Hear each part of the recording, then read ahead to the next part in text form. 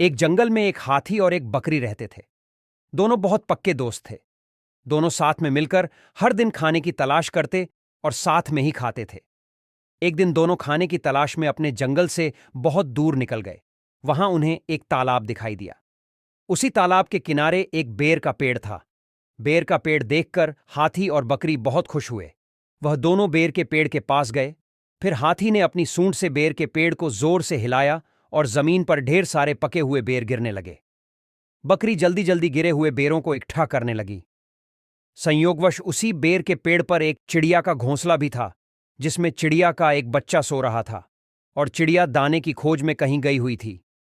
बेर का पेड़ जोर से हिलाने के कारण चिड़िया का बच्चा घोंसले से बाहर तालाब में गिर पड़ा और डूबने लगा।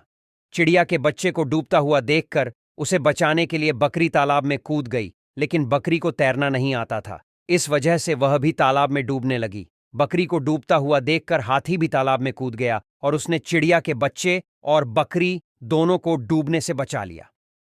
इतने में चिड़िया भी वहां पर आ गई थी और वह अपने बच्चे को सही सलामत देखकर बहुत खुश हुई। उसने हाथी और बकरी को इसी तालाब और बेर के पेड़ के पास रहने के लिए कहा। तब से हाथी और बकरी भी चिड़िया के साथ उस बेर के पेड़ के नीचे रहने लगे। कुछ ही दिनों में चिड़िया का बच्चा बड़ा हो गया। चिड़िया अपने बच्चे के साथ जंगल में घूम कर आती थीं और हाथी और बकरी को जंगल में किस पेड़ पर फल लगे हैं इसकी जानकारी देती थी। इस तरह हाथी, बकरी और चिड़िया मजे में रहते और खाते पीते थे। कहानी से सीख हमें किसी का बुरा नहीं करना चाहिए। अगर हमारी गलती से किसी को परेशानी होती है तो उस गलती को सुधारना चाहिए और मनमुटाव दूर करते हुए एक दूसरे की मदद करनी चाहिए।